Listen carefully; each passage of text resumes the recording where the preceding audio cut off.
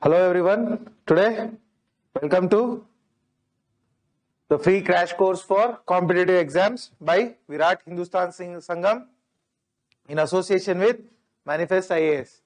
So this program is inspired by Dr. Swamy and it was inaugurated on 28 January 2022. This program is by Dr. Ravi Shankar sir, State Education Convener, VHS Karnataka and President of Good Neighbors India NGO.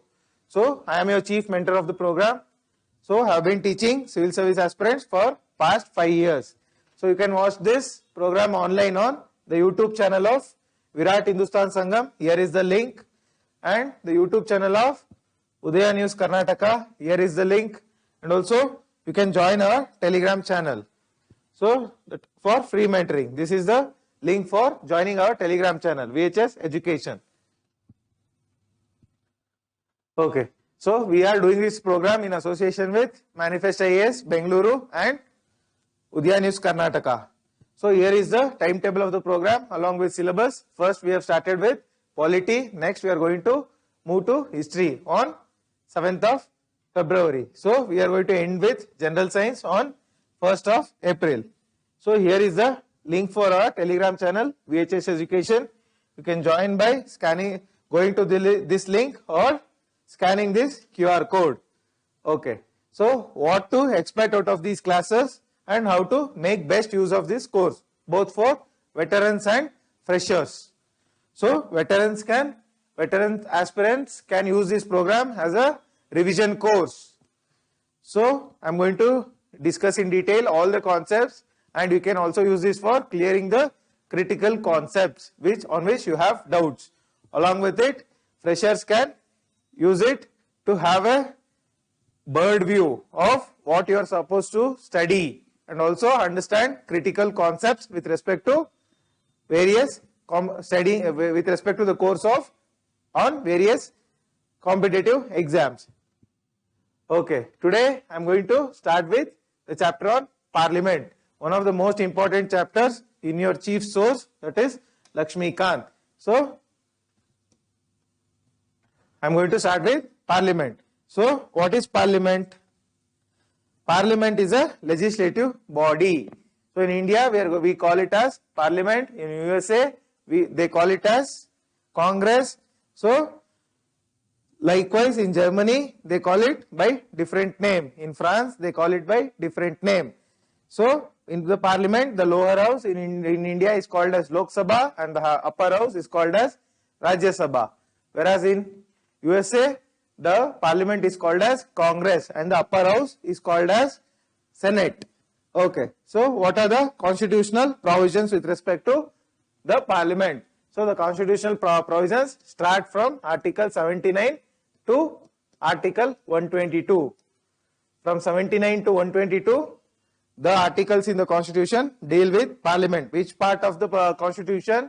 It is Part 5. Part 5 of the Constitution deals with the Parliament from Article 79 up to Article 122. So first is spoken about the constitutional provisions. What is the organization of the Parliament? So the Parliament contains, as I said, Lok Sabha, Rajya Sabha as well as the President. Is President the part of Parliament? Yes. Parliament consists of President, Lok Sabha and Rajya Sabha. Lok Sabha is your lower house and Rajya Sabha is your upper house. So Lok Sabha is also called as House of People. What do you mean by House of People? So the member of parliaments in the Lok Sabha, that is MPs, we the people of India elect them directly. That is why the lower house is called as House of People, whereas the upper house is called as Rajya Sabha. It is called as the House of States. So House of States means states have a representation in this house. States have a representation. States as an entity are represented in the Rajya Sabha. So it is not, the people of India are not represented in the Rajya Sabha, whereas states per se, the entire state has a representation in the Rajya Sabha. On what basis? Based on the population. Suppose Uttar Pradesh having highest number of population has the maximum representation in Rajya Sabha, whereas Arunachal Pradesh with one of the less population has only one seat in Rajya Sabha. So based on the population, the representation in Rajya Sabha is given. So in UK it is called as House of Lords. Upper house is called as House of Lords and the lower house is called as House of Commons. So what is the composition of the two houses, Rajya Sabha and Lok Sabha? First of all, we will discuss what is Rajya Sabha. So Rajya Sabha has 250 members. How much? 250 members. So out of 250 members, 238 are to be represented by the states. 238 members come from states. What about the rest 12 members? Rest 12 members are nominated. Nominated by whom? President. The President of India nominates 12 persons to Rajya Sabha from various fields. What are the fields? Arts, science, social service and many other fields. So you know Sachin Tendulkar, Rekha and many famous personalities are represented in the Rajya Sabha by nomination. Even the former Chief Justice of India, Ranjan Gogoi ji, was also represented in the Rajya Sabha. Okay, this is with respect to Rajya Sabha. At present, Rajya Sabha has how many members? Rajya Sabha at present has 245 members. Okay. So, how do the Rajya Sabha representation takes place? By states, union territories and nominated members. So, states representation. So, what happens in the states? Rajya Sabha members are elected by the State Legislative Assembly members, that is MLAs. So, your MLAs are going to elect the Rajya Sabha members by what? By single proportional representation by single transferable vote. What is proportional representation by single transferable vote? I already told in the class on President. What is meant by proportional representation by single transferable vote? The same mechanism, Rajya Sabha members are elected by State Legislative Assembly. Okay. Next is representation by union territories. You know, India has today 8 union territories.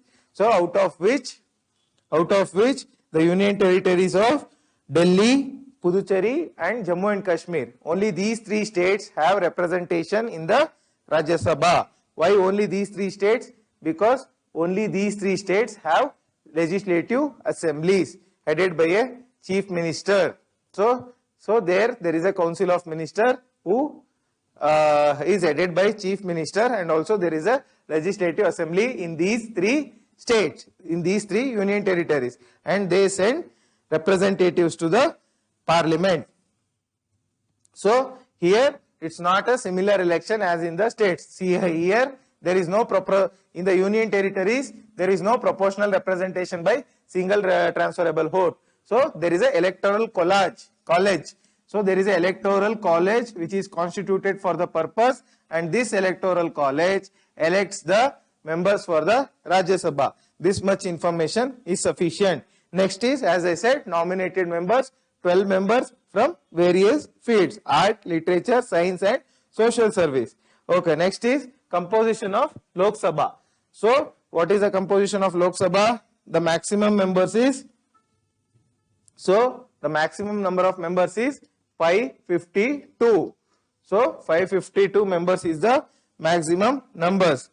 So here, out of which 530 comes from the states, rest 20 comes from the union territories, and rest 2 are nominated by the president from the Anglo-Indian community. However, this was removed. This was Anglo-Indian representation was removed recently by 126 Constitutional Amendment Bill.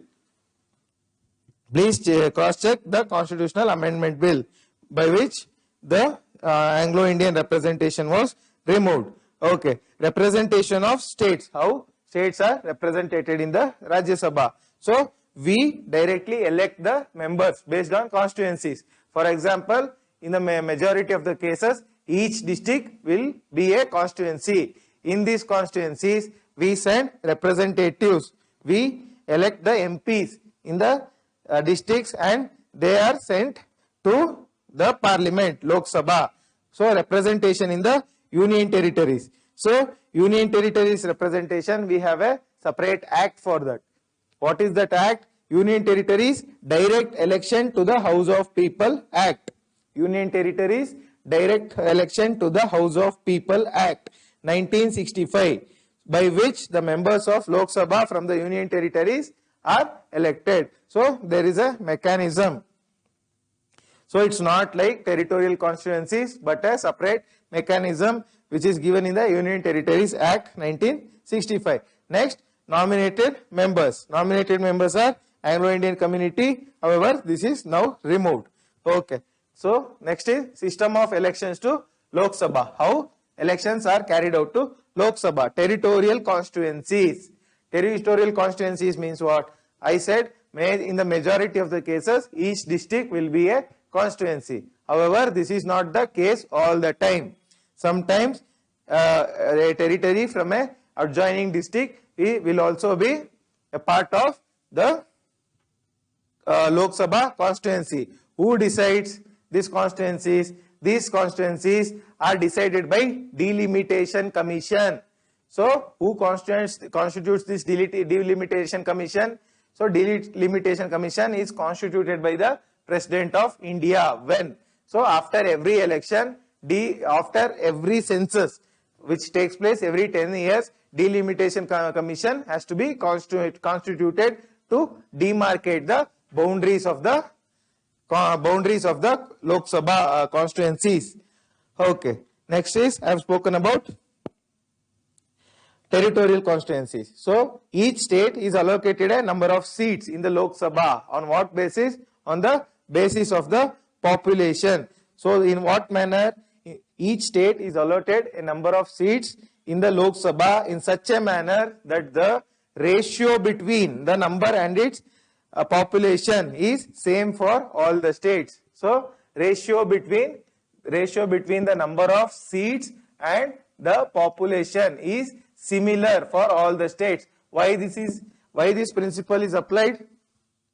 Ratio between the number of seats and the population should be same for all the states. Why? Because each constituency has a similar strength. So each constituency would not be disproportionately represented in the Lok Sabha. That is why this principle is used.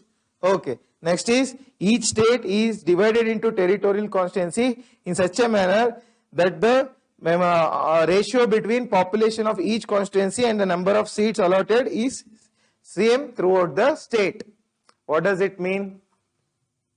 So it means we have constituencies, right? So each constituency, if we allot one seat, so the number of population, suppose 10 lakh population, 1 seat. So this ratio should be same across the state. Suppose Karnataka has number of districts, 30 districts, right? So 30, so in that, suppose the district of Hassan has 10 lakh population, 1 MP for that district. Similarly, the district of Mandya, if they have 10 lakh population, 1 seat. More than 10 lakh, then that particular constituency will be joined with the adjoining constituency. So a new constituency will be formed. So this ratio should be same across the state. First principle is across the states the ratio should be similar with respect to the seats. Next is within the state all the constituencies should have equal population, sending equal representatives. Okay. Next is readjustment after each census. After each census the constituencies have to be readjusted. Why? Because the population would be changing. The population ratio would be changing. People migrate. In migration, out migration, number of deaths might increase, number of births might increase. So many other cases. That is why delimitation will be taken place. So allocation, why? So adjustment is to be made in allocation of seats to the Lok Sabha, to the state, in the Lok Sabha to the states, division of state into lower territorial constituencies. So this delimitation commission does two jobs. One is allocation of seats to the states for Lok Sabha and also delimitation of the territorial constituency. So what is delimitation? Delimitation means what? Delimitation means marking the boundary of a constituency. Suppose this is Hassan district, this is Mandya district. So the delimitation commission comes and says this boundary, the electors residing within the boundary of this constituency will vote for Hassan Lok Sabha constituency. So they also delimit the next constituency. Suppose Mandya district, they are going to say form the boundary and say the electors within this particular constituency will vote for this particular Mandya constituency, Lok Sabha constituency. So that is how delimitation is taken place. So when and all delimitation has been done, so Delimitation Act 1952, 62, 72 and 2002. So into 1976, what was done in 1976? It was said that no more delimitation for another 25 years because to encourage population limiting measures. If we go on delimiting, it will be difficult because population keeps changing. So in order to reduce the population and fix the constituency strength, so they postponed the delimitation for another 25 years. This was postponed again for 25 years by an amendment act in 2002. Okay.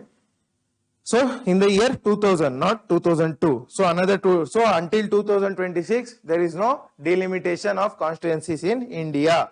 So next is reservation of seats for SCs and STs. You know, so where was this reservation concept first begins? So in communal award by Ramsay MacDonald. So he gives a separate electorate for the depressed classes. After which Mahatma Gandhi and Dr. B.R. Ambedkar negotiate and say, and what do they say? They say instead of separate electorate, we are going to give reserved constituencies. In the reserved constituencies, what is meant by reserved constituency? So in that particular constituency, only person belonging to that particular caste or person belonging to either SC community or ST community, only they can contest. No other person can contest in that reserved constituency. So after every census, so these reserved constituencies are not fixed. After every census, during the delimitation, even the concept of setting which constituency belongs to SC, which constituency will be reserved for SCs or STs is set after every census during delimitation. Okay. So originally this provision was to operate till 1960. However, by this provision means reservation of seats. Originally it was to be operative for till 1960. However, later on it has been extended. Now it has been extended until 2030. Okay, next is we follow the first past the post system. What is first past the post system? Suppose there are 10,000 electors in a constituency. 10,000 electors. Sorry, I have meant, okay, let us take, there are 1 lakh electors. Okay, there are 10 candidates. So some candidate gets 1,000 vote, some candidates get 2,000 vote, some candidate gets 3,000 vote. Likewise, whoever gets the highest number of votes. So suppose in this, one candidate might get 26,000 votes. So this might be the highest number of votes. So he will be elected. He will be returned as the elected candidate either for the state legislative assembly or the parliament. So this is called the first past the post system. Means we are not hoping for, so majority means what? Someone out of 1 lakh should get 50,000 votes. 50,000 1 vote. 50,000 plus 1 vote. But in the first past the post system, suppose there are 5 candidates, whoever get the highest number of votes, they get elected. This is what is meant by first past the post system. So there was other debate in the Constitution Assembly. What was the debate? They were saying we should follow proportional representation. Proportional representation. Proportional representation means what? So how much vote did the ruling party get in the last Lok Sabha election?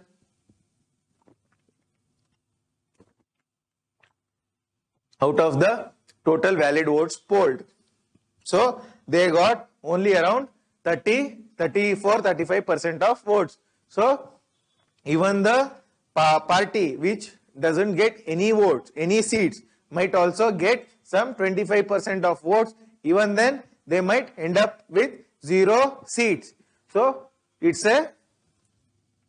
actually it is said that even after getting 25% of votes, they are not getting any seats in the first past the FPTP, first past the post system. So as an alternative, there is a demand for proportional representation.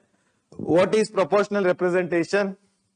In proportional representation, you will be allotted the seats in the legislative assembly or the parliament based on the number of votes, based on the percentage of votes that will be polled for you. Suppose 25% of votes are polled for you, 25% of seats will be allotted for you. Similar goes, it goes like that way. Okay. So we adopted FPTP system because it was easy, it is inexpensive, and it is difficult to follow proportional representation because of the illiteracy at the time of independence. So many other disadvantages and advantages. So next is duration of 2 houses, Rajya Sabha and Lok Sabha. Suppose some candidates get elected for Lok Sabha. For how many years will he be in the, will he remember as a member of parliament? 5 years, right? Even MLAs will be elected for 5 years. Whereas in the case of Rajya Sabha, it is 6 years. Okay. So in the case of Rajya Sabha, it is 6 years. So there is a, how do members get elected in the Rajya Sabha? I already told. So how do they change? Every 2 years. Every 2 years, 1/3 of the members retire. Every 2 years. So Rajya Sabha is a house, it is a permanent house.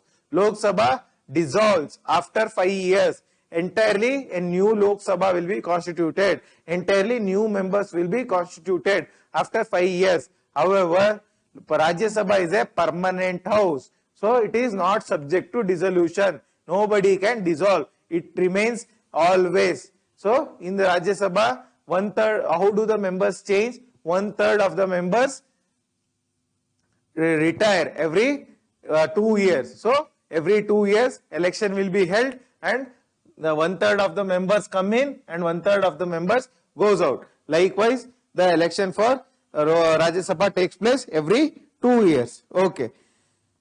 So we have Representation of People Act for the same. Next is duration of Lok Sabha. So duration of Lok Sabha, everybody knows it is 5 years. So next is, so let us move to membership of parliament. Or what is the condition for membership of parliament? So qualification. Suppose you have to be a member of parliament. What are the qualifications? The first qualification is you must be a citizen of India and you must subscribe to a oath. What is the oath? To bear true faith in the Constitution of India and to uphold the sovereignty and integrity of India. So you know what is bearing faith in the Constitution. You trust the Constitution. That is first thing.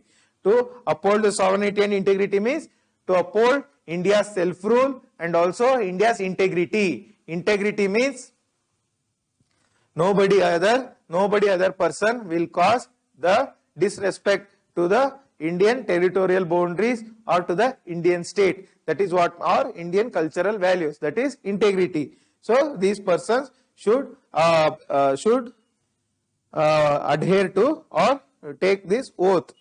Okay, next is to Rajya Sabha you must not be less than 30 years. To Lok Sabha you must not be 25 years. So our member of parliament, youngest member of parliament for BJP, Shri Tejasvi Surya, when he got elected, how old was he? He was just 28 years. So the age is 25 years.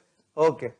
Even for state legislative assembly, the age is 25 years. However, for Rajya Sabha, it is 30 years. So, and he must possess other qualification prescribed by the parliament. So, what are the other qualifications? Where it is prescribed? It is prescribed by Representation of People Act, RPA, Representation of People Act 1951. Very important act. So, what does RPA 1951 says? It says he must be a elector of the particular constituency for Lok Sabha, and he must be elector in the state. He must be registered as an elector for a parliamentary constituency. So, in the Rajya Sabha, a person contesting an election for Rajya Sabha must be registered as an elector in the particular state. So, suppose, no, this provision was made dispensed with when 2003. So, you are registered as an elector anywhere in India. You can contest for Rajya Sabha seat from any state. Suppose, for example, Nirmala Sitharaman ji is registered as an elector in Tamil Nadu. However, she is elected to Rajya Sabha from where? Karnataka. So, she is not a elector in Karnataka. Even then, she is elected to Rajya Sabha. Okay. So, however, for Lok Sabha, you have to be registered as an elector for a particular parliamentary constituency in that particular state. So, no, this was also dispensed with 2003. So, you can, even if you are a elector in any particular constituency, you can contest anywhere. For example, in 2014, Shri Narendra Modi ji contested from Vadodara constituency and also Varanasi constituency, both the constituency. However, he was an elector only in Gujarat, not in UP. So, wherever you are, you can contest anywhere. So, earlier it was different. You have to be you have to be an elector in that particular state itself. Next is, so another condition is, if you have to contest for SC/ST seat, you have to belong to that particular caste. Next is disqualification. What are the conditions for disqualification? First is office of profit. Second is, if you hold office of profit, you are disqualified. I already told what is office of profit, from which you are deriving remuneration either from private entity or from government entity. So, you are interested in government contracts out of which you derive profits. You are holding office of profit. Okay. Next is, he must be, next condition is, if he is of unsound mind. If he is having severe psychological issues and unsound mind, he is disqualified. Next is, if he is undischarged insolvent. Undischarged insolvent means, so if a person takes too much loans and doesn't repay it, he is declared as undischarged insolvent. Next is, if he is not a citizen of India or if he voluntarily gives up the citizenship of India, then he is disqualified. Next is, if he is disqualified under any other law. So, any other law means, again, RPA 1951 gives elaborate provisions for disqualification. What are the elaborate provisions? So, any corrupt practice, corruption is disqualified. Imprisonment for 2 or more years is disqualified. For example, Srimati Jayalalitha, Tamil Nadu Chief Minister, was disqualified under RPA 1951 when she was convicted by Justice Kuna in Bangalore court. So, she was awarded 6 years imprisonment. When 6 years imprisonment, which is more than 2 years, you are disqualified. Next is, He must have not failed to lodge an account. So whatever assets you are having, you must lodge it with you must give the account to the election commission. Next is, he must not have interest in the government contracts, which is thrown to air by all the MPs. Everybody is interested in government contracts. So actually that is, if he is interested, he is liable for disqualification. Okay. Next is, he must not have been dismissed from government service for corruption. He must not have been convicted for promoting enmity among the communities. Suppose if you promote Hindu-Muslim enmity and you are convicted, you are not eligible to be MP. Okay. There are many other provisions, out of which the main provision is defection. What is defection? Suppose you get elected from one particular party, let's say BJP, and later on you give up the membership of BJP and go to Congress. You are disqualified under Antidefection Law. When was this brought up? So this was brought up by Rajiv Gandhi government in 1985. Okay, Antidefection Law. So what does this law says? So this is in which schedule? 10th schedule of Constitution. Very important law. Means you can expect question anytime. So when is disqualification takes place? If he or she voluntarily gives up the membership of the political party. If so you are elected on a particular party's ticket. If you give up the membership, you are disqualified. So if you don't vote according to party direction, suppose Rajya Sabha election takes place, you don't vote for the candidate which your party says, rather you go and vote some other party, you are disqualified. And if any independently elected member, so there are independent candidates also, if he joins any political party, he is disqualified. So also nominated members joins a political party after 6 months, then he or she is disqualified. However, for 6 months he or she is not disqualified. So who decides this disqualification? With respect to Lok Sabha, it is the speaker. With respect to Rajya Sabha, it is the chairman. Next is vacating of seats. So when can the seats falls vacant? So seats falling vacant means what? So Lok Sabha has, I said, 545 seats presently, and Rajya Sabha has 245 seats. So these seats, when it gets vacant, it is called vacating of seats. So nobody occupies that seat, so it falls vacant. So when this vacation of seats, double membership. So if you are member of both Rajya Sabha and Lok Sabha in one of the houses, in which house? So in that case, in the Rajya Sabha seat becomes vacant. So if you are a member of one house and get elected to other house, your membership in the first house gets vacant. So these are certain conditions. Next is disqualification. If a member becomes subject to any disqualification, I said what are the disqualification clauses. So if he is disqualified, that seat becomes vacant. A resignation, when a person resigns from a seat, then the seat falls vacant. Then absence. So I told there are 3 sessions in a year.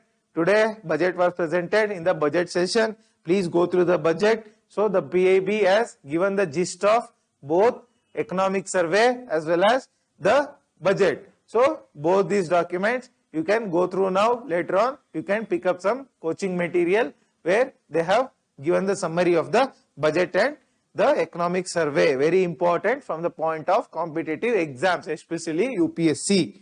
Okay, next is absence. So suppose you are absent for 60 days from the sitting of the house. So you don't attend the parliament for 60 days continuously without permission, your seat falls vacant. So there are other cases also which you can look into. Next is oath and affirmation. Oath or affirmation. Once you get elected as a member of Lok Sabha, Rajya Sabha, you have to undertake some oath. What is that oath? First is to bear, not the bear animal, but to bear, B-E-A-R, to bear true faith and allegiance to the Constitution of India. That is the first oath.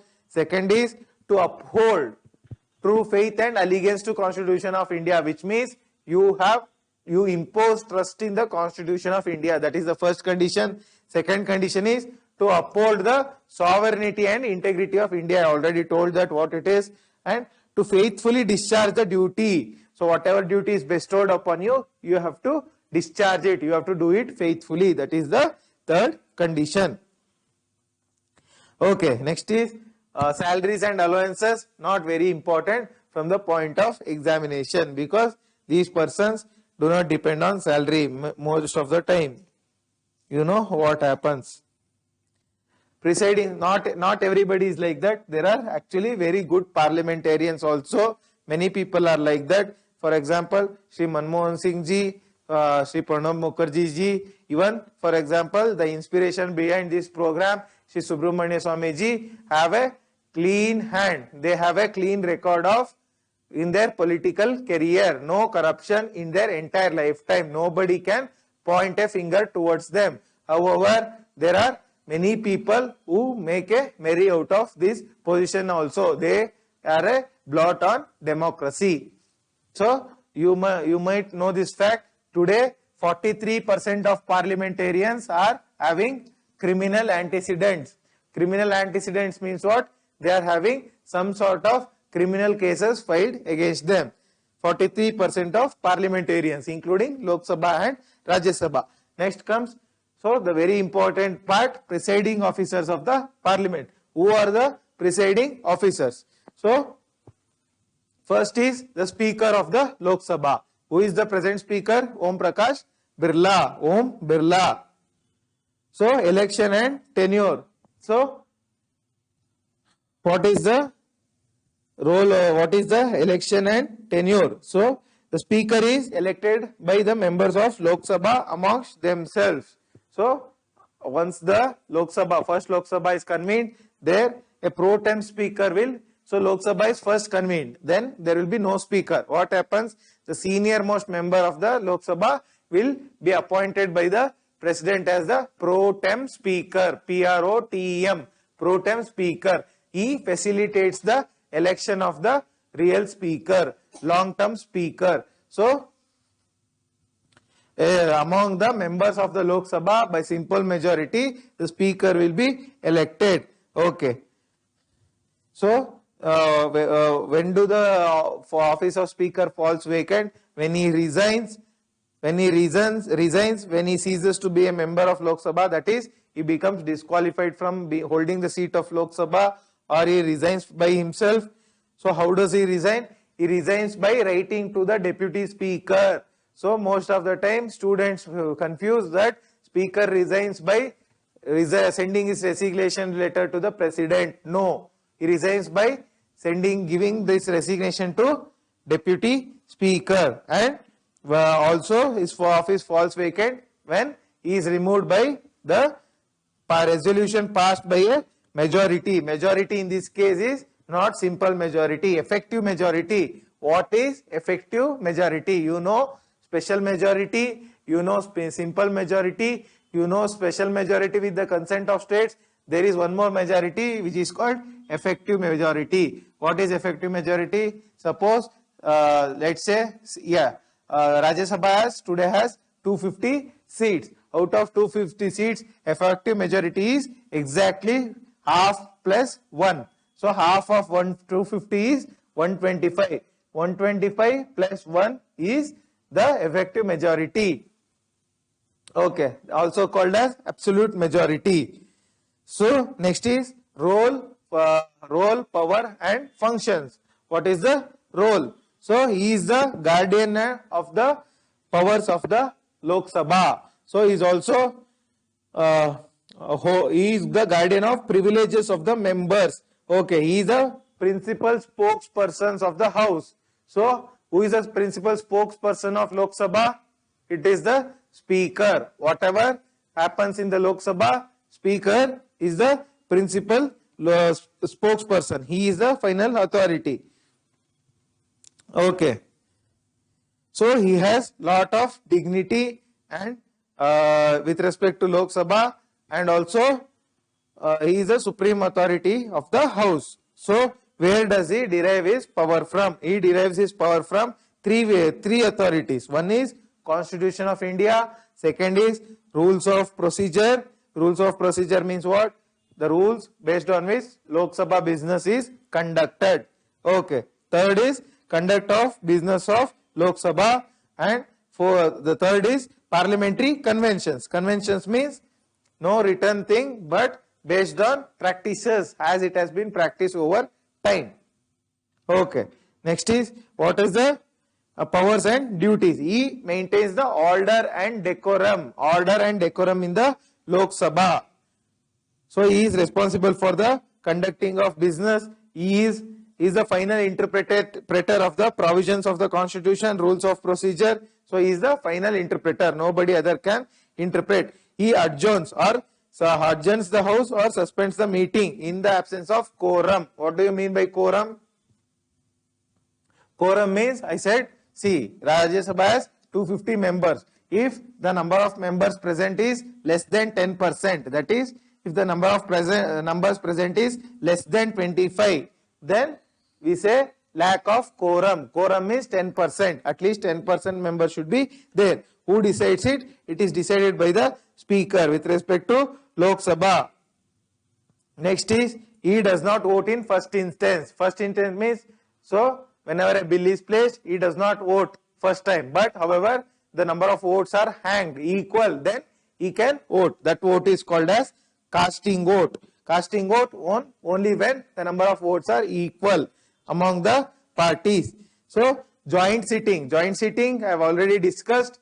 Whenever a bill which passes from one house to another house, suppose Lok Sabha passes a bill and it goes to the Rajya Sabha, and Rajya Sabha disagrees the bill or doesn't send the bill back to Lok Sabha, then it is believed that the deadlock has taken place. In that instance, a joint sitting is convened. Who convenes the joint sitting? It is the president. So who presides over that joint sitting? It is not the chairman of Rajya Sabha but the speaker of Lok Sabha. Next is, he can allow a secret sitting. You know that the proceedings of Lok Sabha and Rajya Sabha are telecasted on Lok Sabha TV and Rajya Sabha TV. So they don't telecast the entire thing. Whenever chairs are thrown, whenever there is shouting, they clip that.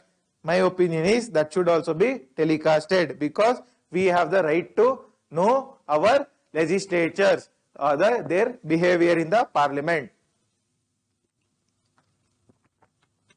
So he or she can allow the secret sitting.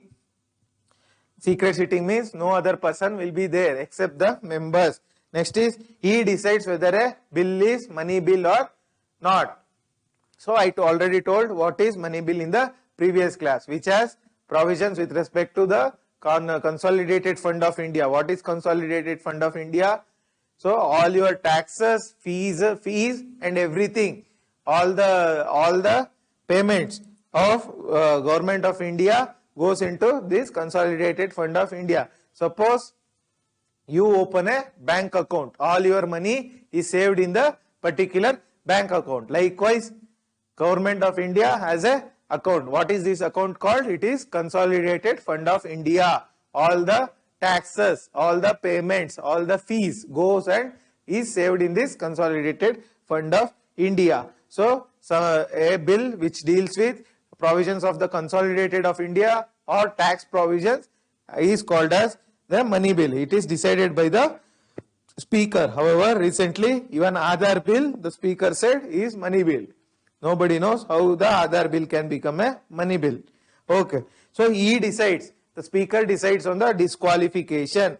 So disqualification I already told. What is disqualification? So one who is not eligible to hold the post of Lok Sabha or Rajya Sabha. With respect to Lok Sabha, who decides disqualification? It is the speaker, only in the cases of defection. Okay, he is the ex officio chairman of inter-parliamentary group. That is not so important. Next is, so all we know there are many parliamentary committees. We have ad hoc committees, we have standing committees. What is parliamentary committee? I am going to discuss in the chapter on parliamentary committees. So this chairman of these committees is appointed by the speaker. Okay, next is, independence and impartiality of the office. So it is a office of high prestige, position and authority. Okay. So he is provided with a security of tenure. That means 5 years nobody can touch him. His salaries are fixed by the parliament. They are charged on the consolidated fund of India.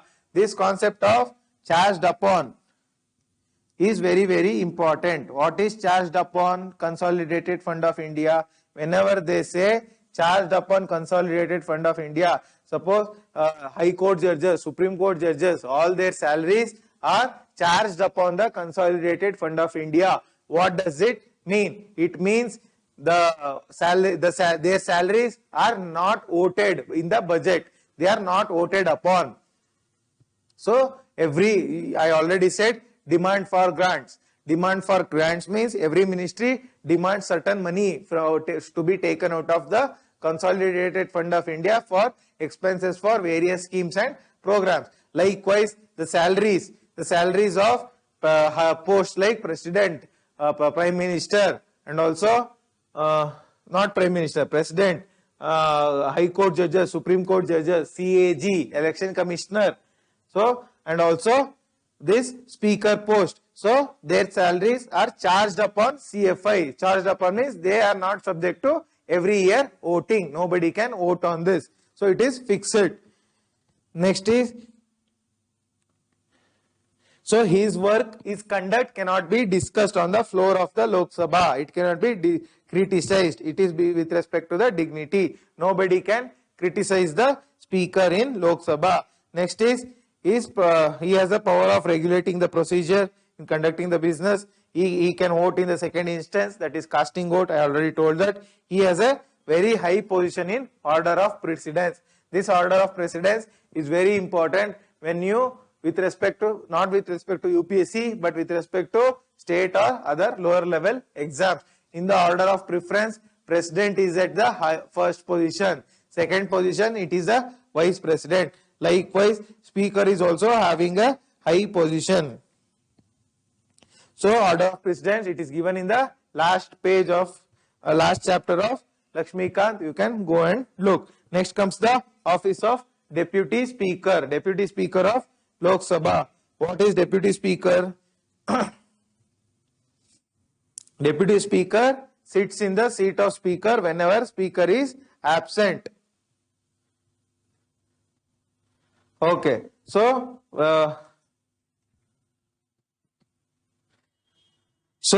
here this deputy speaker can vacate his office in. So you know the concept of deputy speaker now. So he is not a subordinate authority to speaker. He is just like any other member when the speaker is there. When the speaker is sitting on the chair of speaker, when the speaker is sitting on the chair, he is just like any other member. However, when the speaker is absent, this deputy speaker goes and sits on the chair of speaker and conducts the business of Lok Sabha, right?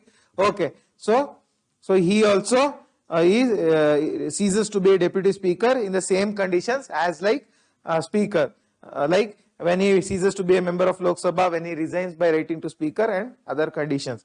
Okay, so he performs the duties. He performs the duties when speaker is not there, speaker is ill, or speaker is having some other function. Then he performs the duties. Okay, next is, so there is here one interesting concept is there. What is this concept? Up to 10th Lok Sabha, speaker used to come from the ruling party. Speaker and deputy speaker both used to come from the ruling party. Up to which Lok Sabha? 10th Lok Sabha. What is the present Lok Sabha? What is the present Lok Sabha? It is 17th Lok Sabha. Now it is 17th Lok Sabha. Okay. So up to 10th Lok Sabha, speaker and deputy speaker used to come from the same party. However, from 11th Lok Sabha, there is a convention, parliamentary convention. So now the deputy speaker comes from the major opposition party. So this is what with respect to the speaker. So this office of speaker and deputy speaker is not new to the constitution. It was already there in the 1919 Act. Which Act? Montagu-Chelmsford Act. I discussed in the first class. Who is the first speaker? Who is the first speaker? So it is asked in various state level exams. It is G.V. Mavalankar. Who is the first speaker of India? G.V. Mavalankar. Okay. Panel of chairpersons of Lok Sabha. What is panel of chairperson of Lok Sabha? Suppose both the speaker and speaker and deputy speaker are absent. They are somewhere else. They are on vacation or they are gone to some foreign country for holiday. No, they don't do like that. Whenever session is there, they will be in the country. Suppose they are ill or engaged in some other preoccupation. Then panel of chairpersons of Lok Sabha. So there will be a panel of chairpersons elected by the members of the parliament, member of the Lok Sabha themselves. So when both the speaker and deputy speaker are absent, these members of the panel of chairperson sit on the chair of speaker and conduct the business. So this is all with respect to panel of chairpersons. I already discussed what is speaker pro tem. When new Lok Sabha is convened, the senior member will be appointed as the speaker pro tem in order to administer the oath for the members and also elect a new speaker to the Lok Sabha. Okay, next comes presiding officer of the parliament, chairman of Rajya Sabha. So who is the chairman of Rajya Sabha? It is the Vice President of India, presently Sri Venkaiah Naidu ji. So Vice President is the ex officio. Ex officio means out of the authority of his office. You become the Vice President without doing any other work. You can go and sit as a chairman. You need not have any other pre-qualification. Okay. So office of the chairman of Rajya Sabha. So it is the Vice President. So he ceases to be a chairman only when he is removed as a Vice President. So the removal of Vice President I have already discussed on the chapter of Vice President. Next is there are certain differences between Speaker and the Chairman. What is the difference? Speaker decides whether a bill is money bill or not. Whether Chairman doesn't have such privilege. Next is Speaker sits over the joint sitting. However, that is not with respect to the Chairman. Okay. So the Vice President cannot sit as a chairman when a resolution for his removal. So we are removing a Vice President, then that person cannot sit on the chair of the Rajya Sabha. Okay.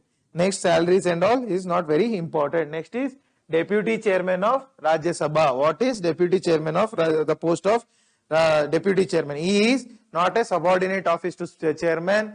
So whenever Vice President acts as President or Vice President is fallen ill or he is on some vacation or some preoccupied job, so this Deputy Chairman sits on the seat of the Chairman of Rajya Sabha. So he also vacates his office when he ceases to be a member of Rajya Sabha or he resigns by writing to the Chairman. These conditions is similar to the office of Speaker and Deputy Speaker. Okay. So next is the Chairman also cannot vote in first instance. He can cast a casting vote. Next is panel of vice persons for Rajya Sabha, vice chairperson for Rajya Sabha. Suppose both the chairperson and vice chairperson or deputy chairman are absent, then there will be a panel of vice chairperson elected by the Rajya Sabha themselves. So any one of them will go and sit on the chair. Okay.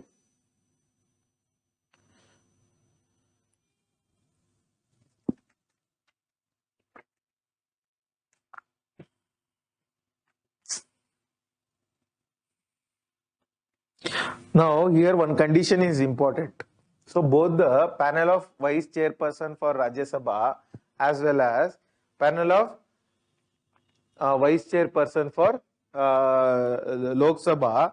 So when the office of speaker and deputy speaker, if they are only on some temporary preoccupation, any of these members can go and sit on the chair.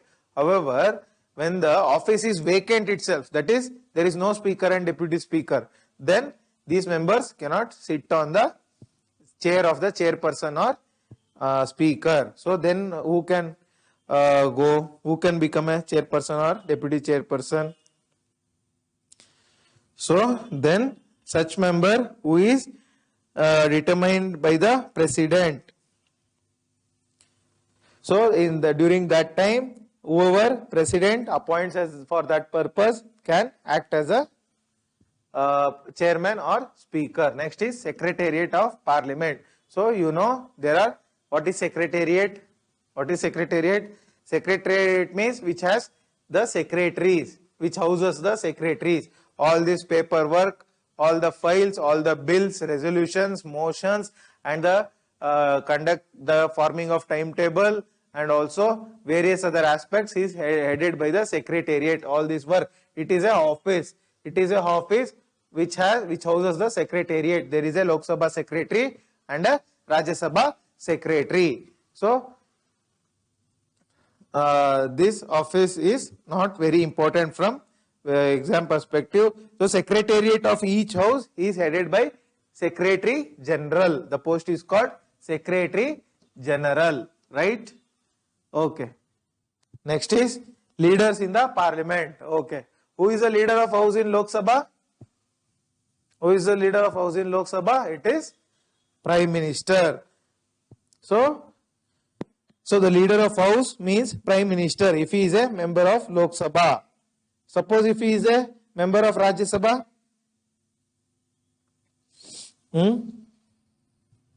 suppose the Prime Minister is a member of Rajya Sabha, then whoever is appointed as a leader of house by the Prime Minister will be the leader of house for Lok Sabha.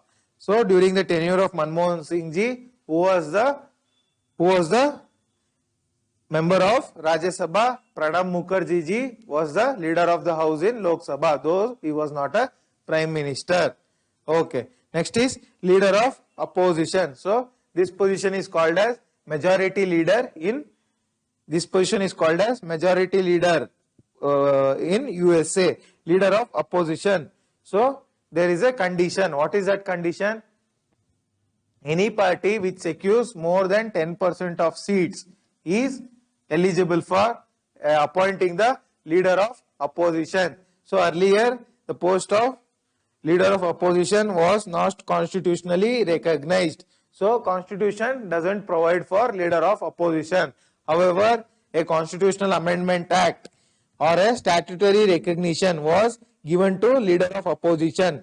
Statutory recognition means what? By a law. A law formulated by a parliament gave a recognition for leader of opposition. So actually he is equal to cabinet minister rank. Cabinet minister rank. He gets salaries, allowances, security, and various other privileges. Okay. In USA it is called as minority leader. So I already discussed in the concept of Prime Minister or Council of Minister. In Britain there is a concept called shadow cabinet. So each minister is shadowed or absorbed by a member in the opposition party. So that concept is not there in India. Okay, next is the office of the whip. Whip means not the whip which you use to hit someone, rather it is a office. So what is the, it is an office with respect to the parliament, that is Lok Sabha and Rajya Sabha. What is the function of this whip? So this whip,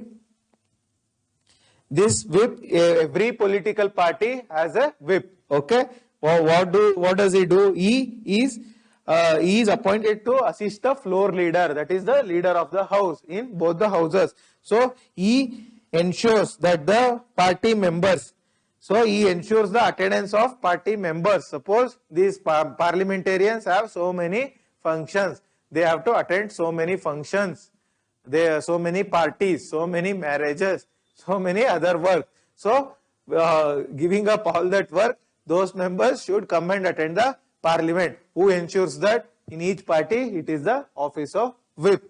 So if you don't respect the whip, you will be disqualified from the party. Okay, next is the sessions of parliament. Sessions of parliament. I have already told we have 3 sessions. What are the 3 sessions?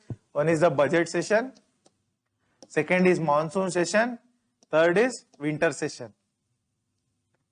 So summoning. Summoning means what? To convene the parliament. That is, these members will be somewhere else, parliament will be absent, parliament will be in recess. The non-functioning phase is called as recess. So parliament will be in recess, so the parliament work has to start. So the starting of the parliament work in the session is called as summoning. Who summons it? So it is the president. On whose advice? On the advice of the prime minister. So the president summons from time to time. So each summoning will be done for each session. Okay, adjournment. Adjournment means what? So who adjourns? It is the speaker in the case of Lok Sabha and chairman in the case of Rajya Sabha. So a session. So in the individual session, this session runs for some 60 days. This runs for some 30 days. This sorry, I am going to give you the exact figure. So budget session runs from February to May. February to May. It is running now. Today budget was presented. Monsoon session runs from July to September. July to September. Winter session runs from November to December. So in each individual session, so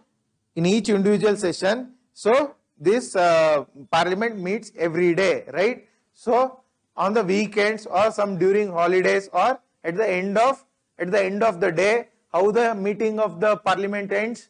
So the speaker adjourns. Adjourns means end of the day, end of that particular meeting. So it's not the end of the whole session. It is that particular meeting is ended. Okay. So next is the concept of adjournment sine die. Adjournment sine die means, so whenever adjournment is said, done, the speaker says, we are adjourning for a moment, this meeting is ending now, however, we are going to convene at tomorrow 11 a.m. However, when adjournment sine die means, the speaker or the chairman doesn't give a particular time of reconvening. So they just say the session is adjourned, that's all. They don't give a particular time for reconvening. That is adjournment sine die. Prorogation. What is prorogation? Prorogation means ending of the session itself. So at the end of May, at the end of September, at the end of December, the speaker and chairman do adjournment sine die. Then within a few days, who does the prorogation? Prorogation is done by the president. Okay. President does the prorogation. Next comes the concept of dissolution. Dissolution means, which house is subject to dissolution? Only the Lok Sabha is subject to dissolution. Rajya Sabha cannot be dissolved because it is a permanent house. Okay.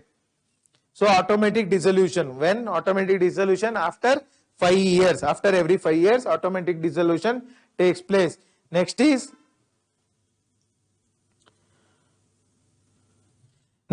whenever the president dissolves. So when does it dissolve? It dissolves based on the recommendation of the prime minister. So here one very important concept is there. So that is the difference between adjournment and prorogation. Adjournment and prorogation, what is the difference? So it only terminates, adjournment only terminates a sitting. This meeting, we are meeting today. After some 1 hour, I am going to end this meeting. So this is adjournment. However, when I end the course, at the end of the course, when I end the complete course, that is prorogation. Okay. So prorogation not only terminates a sitting, but a session itself. So adjournment is done by presiding officer, prorogation by president. So adjournment doesn't affect any bills. However, prorogation affects certain bills and motions. We are going to see what it is. So the important concept is whenever prorogation is done, a bill pending in Lok Sabha lapses. So a bill. So you know what is a bill? It is a law, legal instrument. So government wants to do some law. It is given in the form of bill. So that bill on prorogation ends. Okay, that lapses. So one more bill lapses. What is that bill? A bill passed by Lok Sabha but pending in Rajya Sabha. So when the Lok Sabha is prorogued, a bill has been passed by Lok Sabha already, but it has been sent to Rajya Sabha. So in Rajya Sabha it is pending. That also lapses. So in certain cases the bills does not lapse. What are the cases? So what I am talking is not with respect to prorogation, with respect to dissolution. When dissolution happens, that is after every 5 years, dissolution happens, a bill pending in Lok Sabha lapses, a bill passed by Lok Sabha but sent to Rajya Sabha also lapse. However, four categories of bills does not lapse. What are the 4 categories? A bill not passed by both the houses due to disagreement. A joint sitting is convened. So if the joint sitting is convened, that particular bill does not pass. A bill pending in Rajya Sabha but not passed by Lok Sabha. A bill is still pending in the Rajya Sabha. It has not been sent to Lok Sabha. That does not lapse. And also a bill passed by both the houses but is pending at president for his assent. That also does not lapse. And also a bill by both the houses, a bill passed by both the houses but returned by president. I already told president has the provision for returning the bill. So if he has returned the bill, then also that particular bill does not lapse. These 6 conditions are very, very important from your UPSC prelims perspective. Also state level exams prelims perspective. Quorum, already told what is quorum. 10% of attendance. Okay. So it is 55 members in Lok Sabha and 25 members in Rajya Sabha. Voting in the house. How does voting take place? So on the conclusion of a debate, so voting is done by, so they say on the conclusion of a debate. So a debate takes place in the parliament on some issue. Okay. On the conclusion of the debate, the speaker will put the debate for vote. The speaker will put the question and invite. So a motion will be there. Every debate, I am going to discuss what is a motion and resolution in some time. So a motion, every debate will be based on some motion. A motion is a document. So after the end of the debate on that particular motion, when the debate ends, so that motion is put to vote. So what they say, so the speaker says who are in the favor of this bill should say aye. They say aye. Whoever say, so if the number of, and whoever is not in favor, they say no. So if the number of ayes, A by E, if the number of ayes is aye, the speaker say the ayes have it, the ayes have it, the ayes have it, and the motion is passed. And if it is no, then they say the noes have it, the noes have it, the noes have it, and the bill does not, the motion does not pass. That is how the voting is done.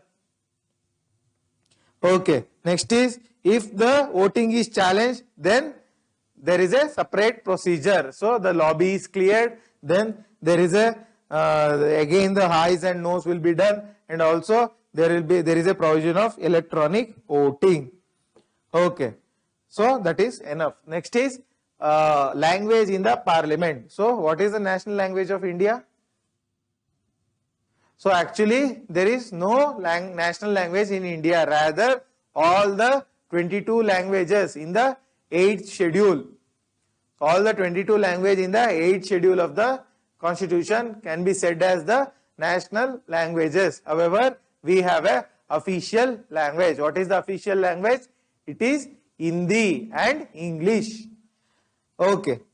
So what is the language in the parliament? So both by Official Language Act, English and Hindi. Both are the languages of Parliament. So next comes the concept of rights of ministers and Attorney General. So this Attorney General who is appointed by the President, he is not the member of Parliament. Also, suppose a member is from Rajya Sabha and he wants to sit in Lok Sabha debate, he can do so. Even the Attorney General, though not a member of Lok Sabha and Rajya Sabha, can go and sit in the Lok Sabha and Rajya Sabha both. However, he doesn't have the power to vote. Next is lame duck session. Lame duck session means what? So once the Lok Sabha is dissolved, I mean before convening of the new Lok Sabha, suppose election not before dissolving, so election, see now 2019 election was held, right? So before convening of the new Lok Sabha, whenever the old Lok Sabha is sitting, suppose let's assume the old Lok Sabha is sitting and many members would not have got elected in the new Lok Sabha. So that particular session is called as lame duck session, not very important. Okay, next is the concept of devices of parliamentary proceeding, very, very important. Devices, question hour, recently question hour was suspended during the COVID, right?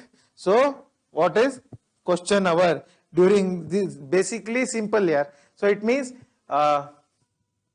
various questions will be posed to the government. By whom? By private members, by even the party members of the Parliament. So there are three types of questions. What are the three types? One is starred question, another is unstarred question, another is, one more is the short notice question. So what is the difference? Starred question requires a oral answer by the minister. So star question means the minister belonging to that particular department should give a oral reply by mouth. In unstarred question, he can give a written answer.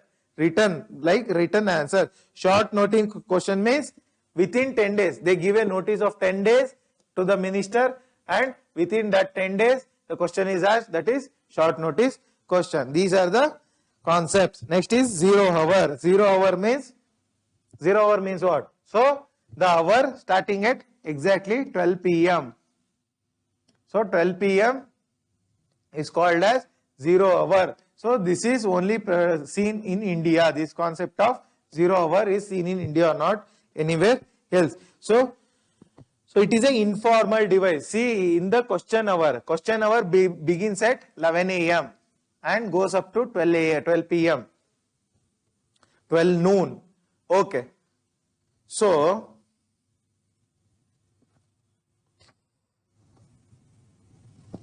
what happens is, so here formal questions are asked in question hour, in the question hour. However, 0 hour informal, it is an informal device. So here any question can be asked. So what are the questions? Various matters of urgent public importance. Suppose there is a protest. So farmer protest was there. So it is public importance. So without any notice, without any star or unstar, the question can be asked. So next are the concept of motions, very important. So every proceeding in the Parliament takes place through motion. Without a motion, no proceedings take place. Suppose somebody wants to talk on a debate, somebody wants to talk on some issue, somebody wants to give a notice to some minister, somebody wants to introduce a bill, anything in the Parliament happens through motion. There are two types of things. One is motion, second is resolution. So what is a motion? So motion, the definition goes like this: no discussion on a matter of general public importance can take place except on a motion. Okay. So on this motion, the House expresses its opinion, whether they agree to the motion or disagree. So there are many types of motion. So what are the motions? One is substantive motion. Substantive motion means it is a self-contained motion. That means entire issue, whatever, suppose farm bill or any other issue, for CAA, let us say Constitutional Citizenship Amendment Act. Okay. So the entire issue is hidden in one particular particular motion, and so there is no need for any other explanation. That particular motion is called substantive motion. Next is, so it is an independent device. So what are the issues that can be taken up in substantive motion, like removal of president, removal of election commissioner, and many other issues. Next is substitute motion. So it is a substitution of original motion. Suppose a substantive motion is introduced, somebody wants to replace this motion, then substitute motion is introduced. Okay, it is always introduced with respect to a original motion. Next is subsidiary motion. Subsidiary motion means what? So it is also introduced with respect to a original motion. Original motion is already there. Like suppose a substantive motion is already introduced, with respect to that motion a subsidiary motion is introduced. So there are three subcategories of subsidiary motion. One is ancillary motion. What is ancillary motion? It is used as a regular way of proceeding with the various kinds of business. So various businesses take place in the parliament, right? So in the parliament various things take place, like introduction of bill, debate, questioning, throwing of chairs. So those are not businesses. So formal businesses, various formal businesses take place in the parliament. So this ancillary motion is used for the conduct of regular business. Regular business conducting is done through ancillary motion. Next is superseding motion. So superseding motion means, suppose a motion, substantive motion is introduced. So when the superseding motion is passed, this motion gets suspended and the superseding motion takes place, takes hold. Next is amendment. So amendment means, suppose a bill is passed, there are some provision which the particular member doesn't like, he moves the amendment motion. When the amendment motion is passed, that particular provision is removed. Okay, so these are the various kinds of motions. However, there are many different kinds of motions as well. One is a closure motion. Next is a closure motion. So I have discussed only the principal categories. However, I am going to discuss the actual categories. So what are the actual categories? Closure motion. Closure motion means a motion moved by the member to cut short the debate. So the debate is taking place. So the member says the time is enough. We are going to close this debate. So there are many types of closure. What is the many type of closure? Simple closure. Matter has been discussed sufficiently. We are going to end this. Simple closure. Closure by compartment. So we are going to close the particular bill by compartment by compartment. So by clause by clause. That is simple closure. Next is congruent closure. Congruent closure means, so congruent closure means very important things will be discussed, not unimportant things will be skipped over.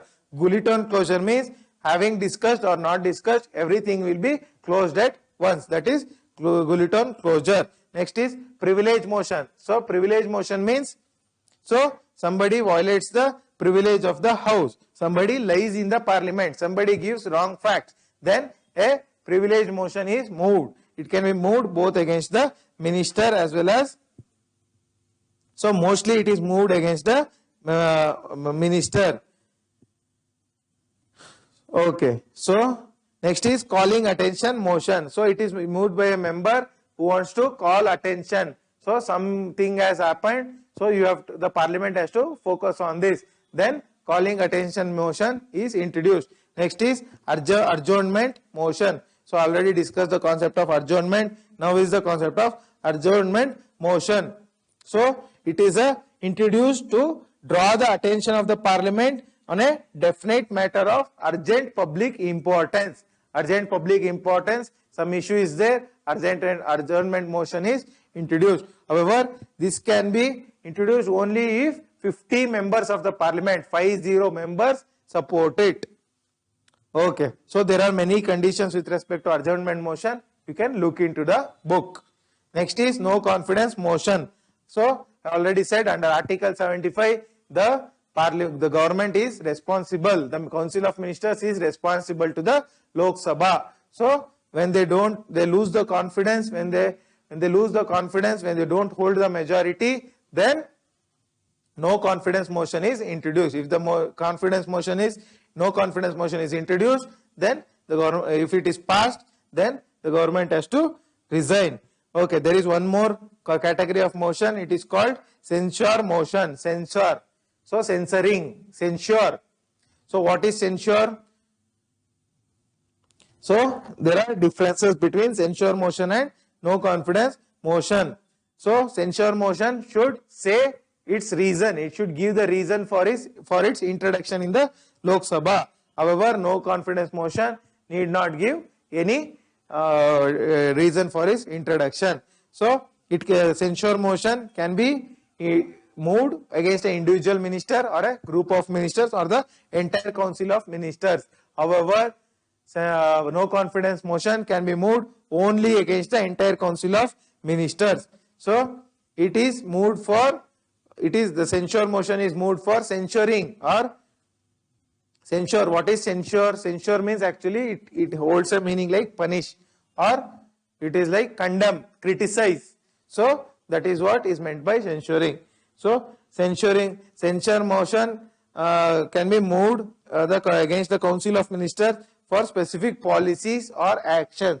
So in the no confidence motion is moved to entice the confidence of Lok Sabha that you have old majority or not. So that is tested by no confidence motion. Next is, if censure motion is passed in the Lok Sabha, the Lok Sabha need not resign. However, NCM, no confidence is passed, the ministers have to resign. Council of Ministers must resign. Likewise, we have motion of thanks. What is motion of thanks? In the motion of thanks, every parliament, every new year, at the beginning of the session, president makes a speech. So once the president makes the speech, a motion of thanks is passed by both the houses. If the motion of thanks doesn't pass, then also the council of ministers have to resign. It shows that there is no confidence in the council of ministers. Okay. Next is, there are many other motions like no day at a named motion, dilatory motion. Dilatory motion means it dilates the provisions of original motion. Next is point of order. Point of order means it is very important. So when the proceedings of the house do not follow the normal course, so the proceedings have to follow in a particular order, in a dignified way. If it does not follow in a normal course, then point of order can be moved to bring back the proceedings to the normal course from a abnormal course. Like suppose someone is throwing chair, someone is shouting disproportionately, then point of order can be moved and then the normal course should be restored. Okay, next is, there are many discussions. So there are many discussions. So what are the discussions? Half an hour discussion. Half an hour discussion is there, which means it takes place for half an hour. So next is short duration discussion. Short duration discussion takes place for 2 hours. Special mention. So there is one category called special mention. What is special mention? So it is a matter which is not a point of order, which cannot be raised during question hour, half an hour discussion, anywhere. A matter which cannot be raised anywhere can be discussed under special mention. So I forgot to discuss resolutions. So what is resolution?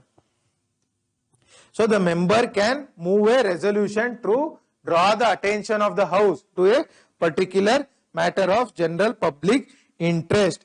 So here there are many types of resolution. Private members resolution, government resolution, statutory. Private member means who is not part of government. Government resolution means which is introduced by a minister. Statutory resolution means so it can be moved by member or minister. It is always tabled with respect to a constitution or act, amendment of provision of constitution or a act. Statutory means act. Statutory means law. So when the statutory regulation is resolution is introduced, it is always with respect to an act or constitution. Okay, with respect to how are resolutions different from motions, very, very important. So all resolutions come in the category of motions. All resolutions come in the category of which motions? Substantive motion. All resolutions are substantive motions. That means they are self-contained. They need not have any other explanation. Okay. However, so every resolution is a particular type of motion. So every resolution is a particular type of motion. However, all motions need not necessarily be substantive. So motions I already discussed. There are substantive motion, substitute motion, subsidiary motion, ancillary motion, superseding motion, and many other motions. So all motions need not be substantive. Okay. So all motions need not be put to vote. However, resolutions must be put to vote. So you can consider resolution has a higher order of motion. Resolution has a higher order of motion. Okay. Next is youth parliament. Youth parliament. So it is conducted by the parliament to India's whip conference to make the children aware with the proceedings of the parliament, to acquaint them with the proceedings of the parliament. So next comes legislative procedure in the parliament. What is the legislative procedure? So there are many types of bills introduced in the parliament: ordinary bills, money bills, financial bills, and constitutional amendment bills. 4 types of bills: ordinary bills, private bills, ordinary bills, money bills, finance bills, and constitutional amendment bills. So what is the procedure with respect to ordinary bills? Every bill either introduced by a private member or a minister goes through first reading. First reading. What is first reading?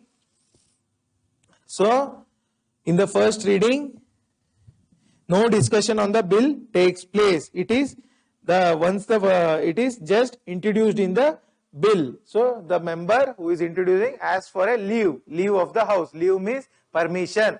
So they ask for permission and introduce the bill. That just the introduction of the bill constitutes the first reading of the bill. Later on, that bill is published in the Gazette of India.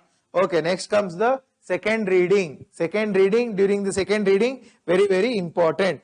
During the second reading, first stage is stage of general discussion. Here, the printed copy of the bill is distributed to all the members. What they do is, so the house, once the bill is distributed, the house can take up the matter immediately. They can refer it to a select committee. They can refer it to joint committee. I am going to discuss what is select committee, joint committee, everything later on.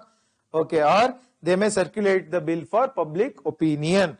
Okay, next is, once the general, this constitutes the general discussion. They are going to generally discuss the provisions of the bill. Then if they refer the bill to the committee stage, unfortunately most of the bills nowadays are not being referred to the committees, less than 25% of the bill.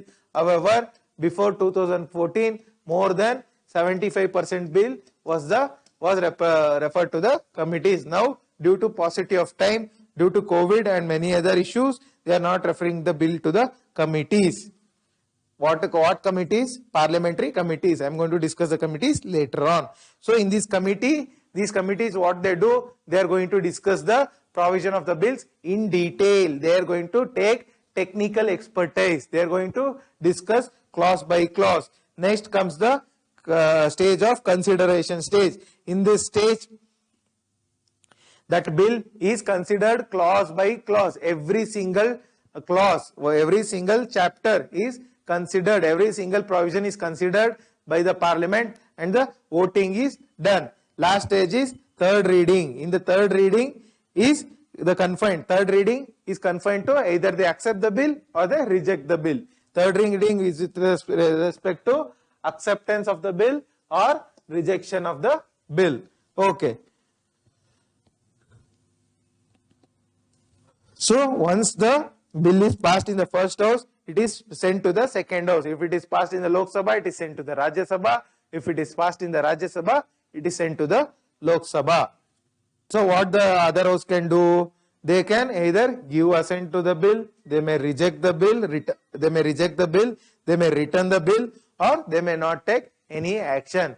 So in the certain cases, joint parliamentary session is convened by the president. So after this, if the second house passes the bill without any amendment or first house accepts the bill, then it goes to the president for assent, or else joint sitting is convened.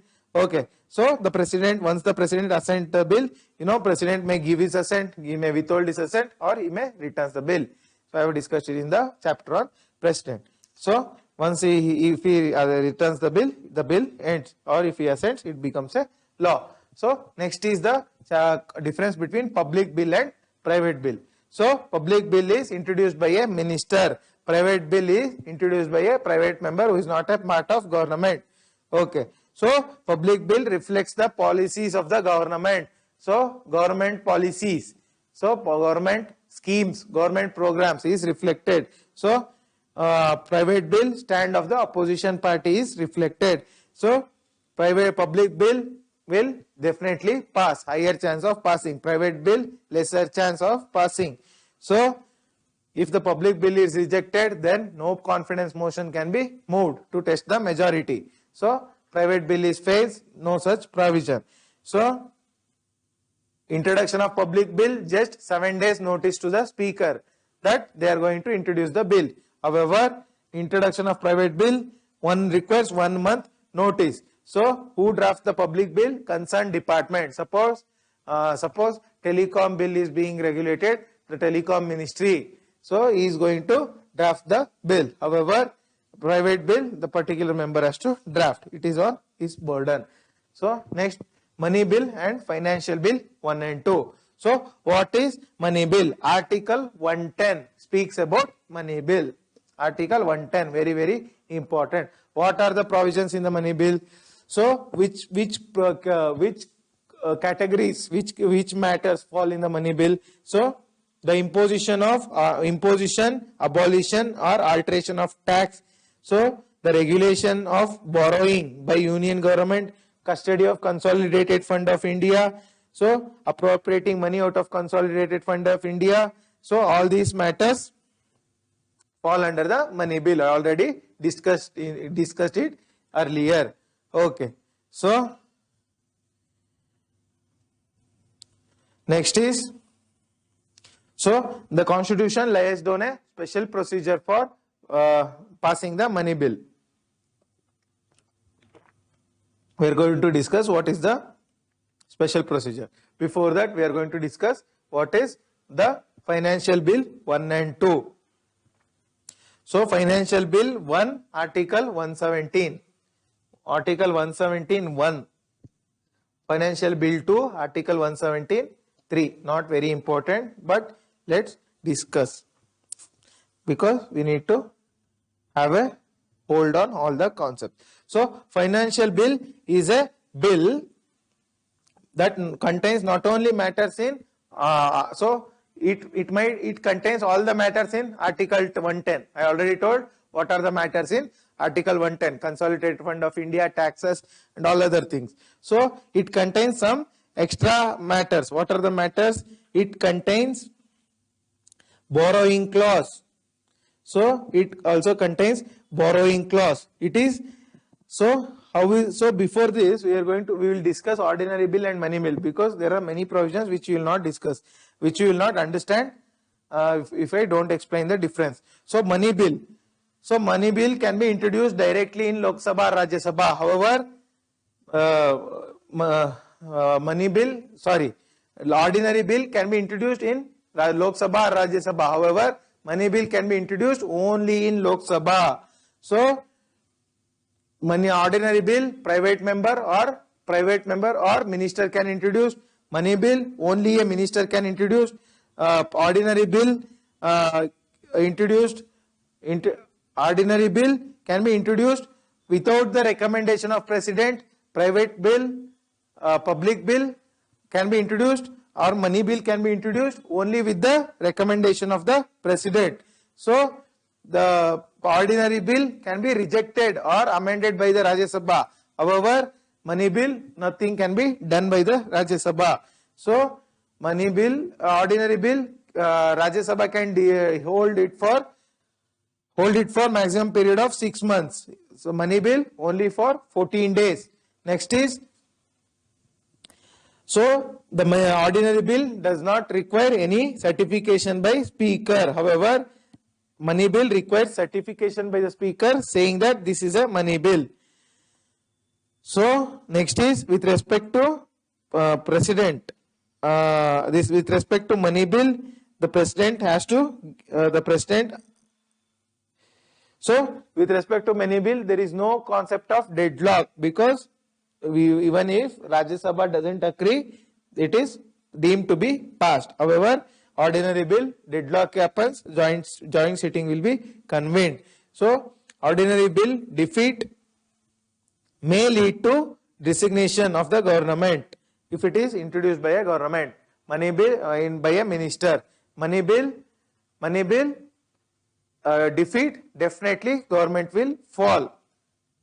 Okay. Money bill, ordinary bill can be rejected or returned by for consideration by the president. However, the money bill can be, but it cannot be returned. So ordinary bill can be returned by the prime minister, president for the parliament, wherever the money bill cannot be returned. So now let us discuss the financial bill 1 and 2. So financial bill not only contains the matters, so it also contains matters in Article 110. Along with it, it contains borrowing clause. So it is similar to money bill in what aspects? So it can be introduced only in Lok Sabha. I am talking about financial bill 1. It can be introduced only in Lok Sabha, and it can be introduced only on the recommendation of the president. This is the similarity with respect to financial bill 1. So with respect to financial bill 2, what is the difference? So it contains provisions involving expenditure from the Consolidated Fund of India. So it contains expenditure from Consolidated Fund of India. However, not the matters in Article 110. So financial bill 1 may contain matters in 110. Financial bill 2 will not contain matters in 110. 110 is what? Money bill. Okay. So one more difference is financial bill 2 can be introduced in either house of the parliament, that is Lok Sabha or Rajya Sabha. Okay, this is with respect to the bills. Next is the concept of joint sitting of two houses. So joint sitting. When the joint sitting is convened, if the bill is rejected by the other house, that is Lok Sabha passes a bill, so Rajya Sabha rejects it, then joint sitting can be convened. So if the houses have finally disagreed as to the amendment to be made in the bill, suppose Lok Sabha passes a bill and Rajya Sabha amends it and Lok Sabha doesn't agree to the amendment, then also joint sitting can be convened.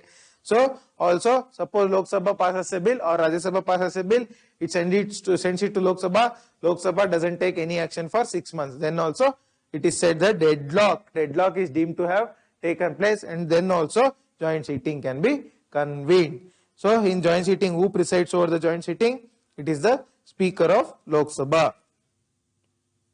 Okay. So next comes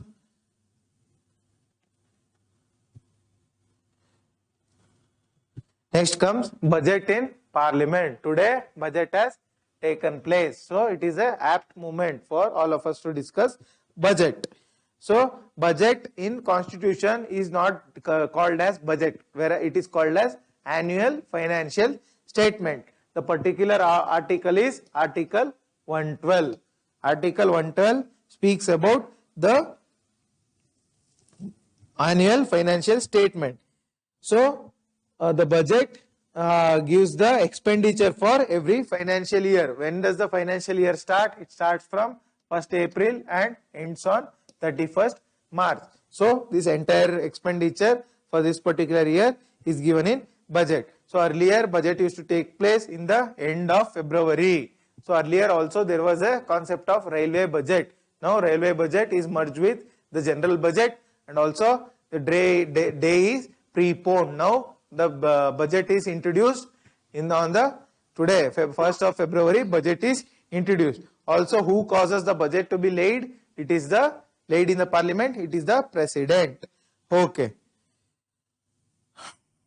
So budget in the parliament. So budget contains estimates of receipts and expenditure. What is receipt? Whatever the money the government has got, that is got taxes, fees and payments, various other things, that is receipts. Whatever the government spends, that is called expenditure, salary and schemes on various things. Okay. So along with this, the budget contains estimates of revenue and capital receipts, ways and means to raise the revenue, estimates of expenditure. So estimates of revenue and capital receipts means what? Revenue receipt and capital receipt we are going to discuss in the chapter of economy, in the concept, in the session on economy. Next is ways and means to raise revenue. So in what way revenue can be raised, that is also discussed in the budget. Estimates of expenditure. What is the estimate for next 1 year? That is discussed in the budget. And also details of actual expenditure and receipts, that is also discussed. Along with the economic policy is also discussed. Okay. So constitutional provisions with respect to budget, it is Article 112. So the president every year causes to be laid before the parliament the budget. No demand for grant. You know what is demand for grant shall be made. No demand for grant shall be made except on the recommendation of the president. Only when the president says demand for grant can be done, demand for grant can be introduced. No money shall be withdrawn from the Consolidated Fund of India. So Consolidated Fund of India, money will be there. It cannot be withdrawn except by appropriation by law. That is only by legal means you can take the money out of it. That is called as appropriation by law. No money bill imposing tax shall be introduced in the parliament except on the recommendation of the president. I already told money bill is introduced only with the recommendation of the president. So no tax can be levied with respect without the law. So without the authority of law, no tax can be levied without the authority of law. Only when law is there you can levy the tax. Next is next concept is the constitution has also defined relative roles or position of houses with respect to the budget. So they define money bill can be introduced only in Lok Sabha, same thing what we have discussed. Rajya Sabha has no power with respect to, so this demand for grants, already told, demand for grants. So these ministries give demand for grants. Who votes on this demand for grants? It is only the Lok Sabha. Rajya Sabha cannot vote on demand for grants. Important from prelims perspective. So even money bill or financial bill cannot be introduced in financial bill 1, cannot be introduced in Rajya Sabha. So money bill and financial bill, the Rajya Sabha has to send back to Lok Sabha within 14 days. So along with this, the budget shall distinguish between expenditure on revenue account and other accounts. Other account means capital account. What is revenue account? What is capital account? Discussion in economic class. Okay. Expenditure shall charged on the Consolidated Fund of India. Already discussed what is charged upon. That is not subject to debate. So charged expenditure. What are the charged expenditure? It is given here in detail. So president's salary, salary of speaker, salary of deputy speaker, judges and so many other authorities. Okay. Stages in the charged expenditure. I discussed what is stages in the enactment of the budget. So first is the presentation of budget that has happened today. So this is the auspicious moment for that. So it is a coincidence that this class is happening on the same day on the introduction of budget, so that it is useful for you today. So the stages in the enactment, the first stage is presentation of the budget. So the presentation of budget is taken place today. Second is general discussion. After the presentation, the parliament, both the houses are going to generally discuss about the budget. What are the provisions, what are the expenditures, what is the demand for grant, so many other things, in which program has demanded what money, everything will be discussed. Next is scrutiny by departmental committees. So first we are going to discuss presentation of budget. Presentation of budget. So today it has taken place. So the finance minister presents the budget by budget speech. So in the budget speech, once the budget speech is done in the Lok Sabha, the budget is also, once Lok Sabha the budget is introduced, it is then introduced in the Rajya Sabha. Okay. So I already said Rajya Sabha doesn't have power to vote on demand for grants, right? So the budget document presented. So today Srimati Nirmala Sitharamanji has introduced given the budget document. So what is there in the budget document? First is budget speech. Second is annual financial statement. Already said. Demand for grant. Appropriation bill. What is appropriation bill? Appropriation means taking money out of the consolidated fund. You are taking money from your account. Suppose you have a account in SBI, you give a check and take the money out. So you appropriate the money out of the bank. So next is financial bill. Along with this, according to FRBM Act, FRBM Act has some statements like macroeconomic framework statement and some other statement has to be introduced in the budget. Next is the budget also should introduce expenditure budget, receipts budget. Expenditure budget means what we spend. Receipt means what we get, what the government gets. Next is expenditure profile, expenditure, where all expenditure has done, and also memorandum explaining the provision of the finance bill, budget at a glance, and outcome budget. Outcome budget means what? Outcome budget means whatever money is spent, what outcome it is leading to, whether it is leading to any outcome and output. That is outcome budget. So all these things are involved in the first stage, that is presentation of budget, that has happened today. Okay, next is general discussion. I already said what is general discussion. Third is the stage of scrutiny by departmental committees. So these departmental committees, what they do? So these departmental committees, they are going to scrutinize each provision. There are 24 departmental committees. Finance department, Home department, Defense department, Minerals department, Telecom department, likewise so many departments are there. Agricultural department, every department scrutinizes means, so what are the provisions in the bill? They scrutinize and they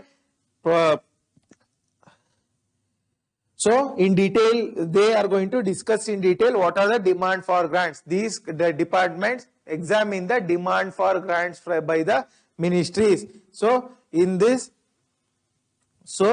once the scrutiny is done by the departmental committee, so each department of the government has a departmental committee in the parliament. So these parliamentary committees scrutinizes the demand for grants by each ministry. So once that is done, the next stage is voting on the demand for grants. Voting for the demand for grants. What happens in voting for demand for grants? So voting for demand for grants. What happens in voting for demand for grants? Here, so in the voting for demand for grants, in the parliament, what they do, they vote whether there are many ministries, they demand. So they demand some money. So from the consolidated fund of India. So the parliament votes for the demand. Each demand they vote. So whether this demand should be granted, whether this program should be granted this much money. So if the demand is not passed, then that particular money is not granted to that particular program. So here comes the concept of cut motions. So there are many. So when the demand for grant is passed, when the demand for grant is introduced in the Lok Sabha, cut motions come into picture. So what are cut motions? What are the varieties of cut motions? One is policy cut motion.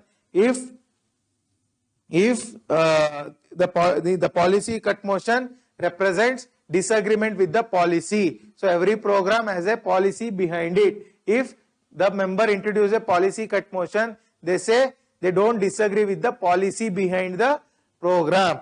So what do they say? So they say the amount of demand for grant is reduced to ₹1.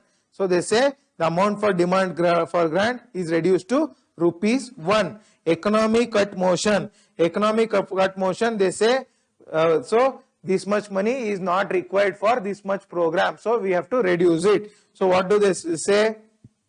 So they say it states the exact amount by which the demand for grant should be reduced. Suppose there are 1000 crores is allocated for a program.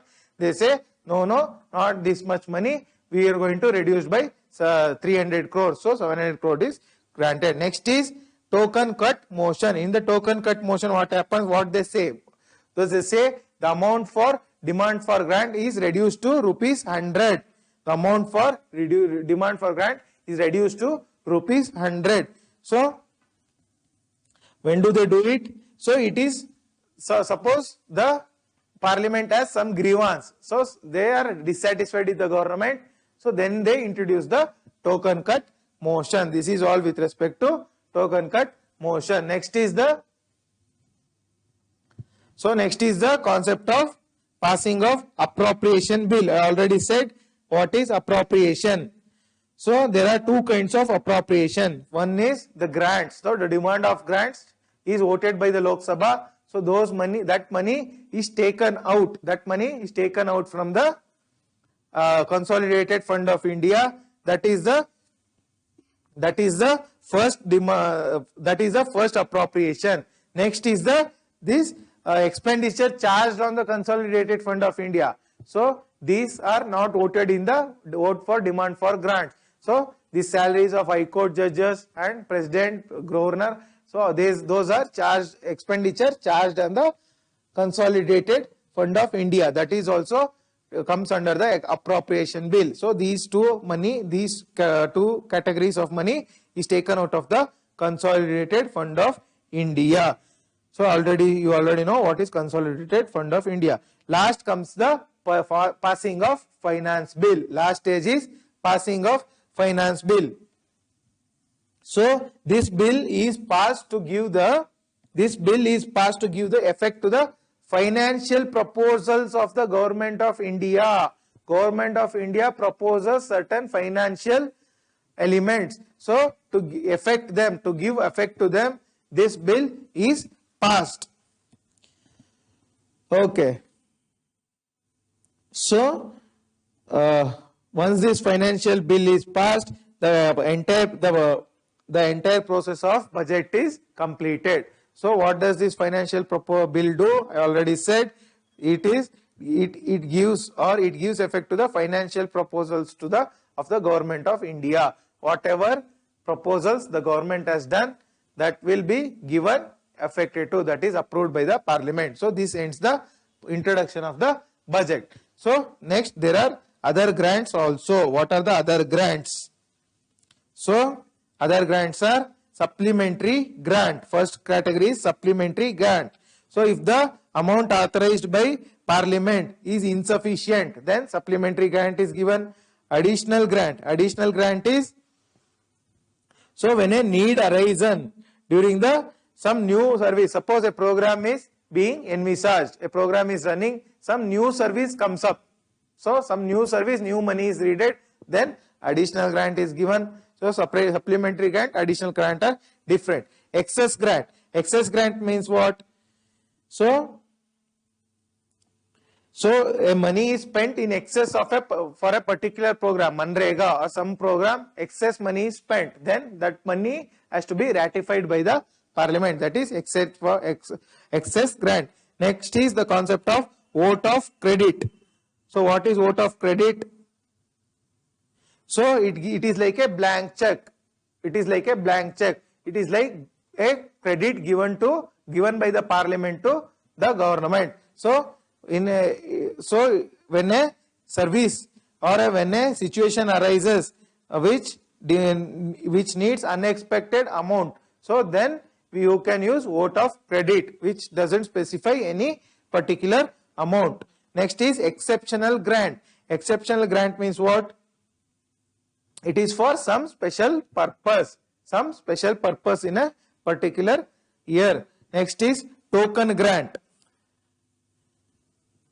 So token grant means what? Suppose there are Manrega is running, Ayushman Bharat is running. So Ayushman Bharat has 1000 crores, Manrega has 500 crores. Let us assume. So Ayushman Bharat needs only 750 crores. It has excess 250 crores. So this 250 crores, suppose Manrega needs. So we pass this token grant and give the money from this program, that is Ayushman Bharat to Manrega.